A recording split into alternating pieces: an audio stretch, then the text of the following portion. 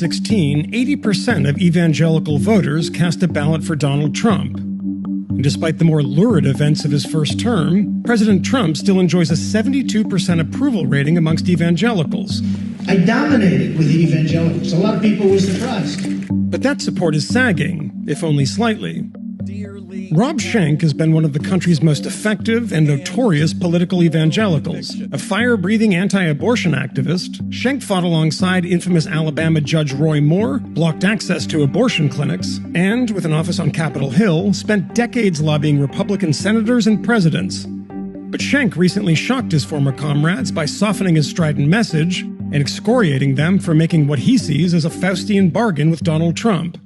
And he's urging evangelicals to not only abandon the president, but to embrace his Catholic pro-choice opponent. You're partially to blame. Were you part of a movement that set, way of speaking that became standard with Republicans? I certainly fostered the culture that we now see embracing Donald Trump and championing Donald Trump sycophantically. I used fear-mongering. I preached hundreds of sermons in which I painted Democrats, whom I at times referred to as Democrats. I sat in many strategy meetings, particularly with fundraisers, who would say, "Give me more fear and more anger. We should have never done it. It should have never happened. That is the politicization of American evangelicalism. We should have never gotten in bed with the Republican Party." The history of politicizing religion is from bad to absolutely disastrous. And we are living through it now. In fact, I do wonder sometimes if American evangelicalism will survive this. I mean, this is something you dedicated your life to, and you are questioning right now whether that thing survives. And, sorry to be so blunt about it, but what was it all for? We've got a few federal judges. We've got public rhetoric that goes something like, now you can say Merry Christmas again, and no one will scowl at you. Now, some will say to me, no, but you don't understand, with the policies that are in place, eventually we will have fewer abortions while we have children dying in cages on the southern border.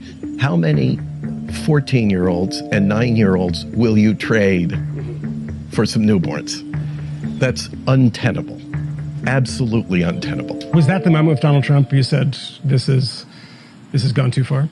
For me, it unfolded over, at least a few years. I had to walk away from the organization I spent 30 years building from scratch. As soon as I came out against Donald Trump, I was no longer invited to a pulpit, and that was my main source of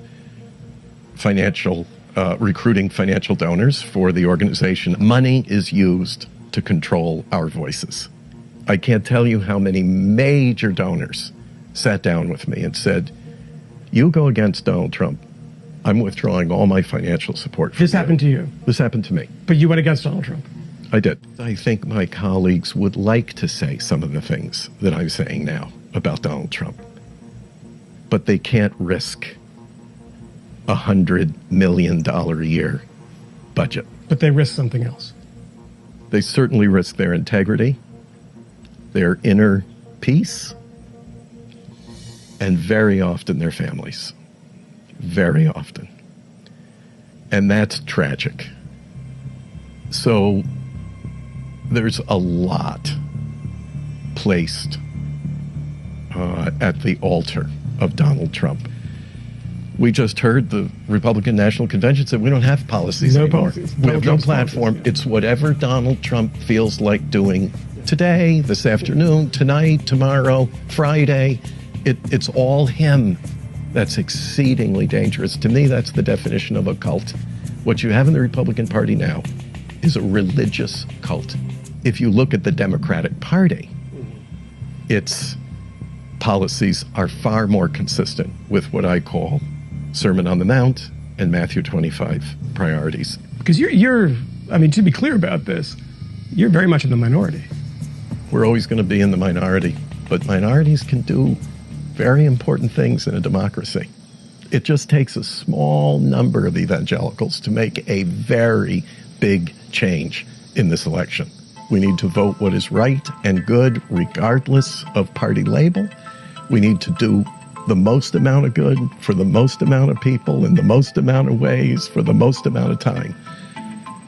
That's why, for the first time in 44 years, I will vote for a Democrat for president.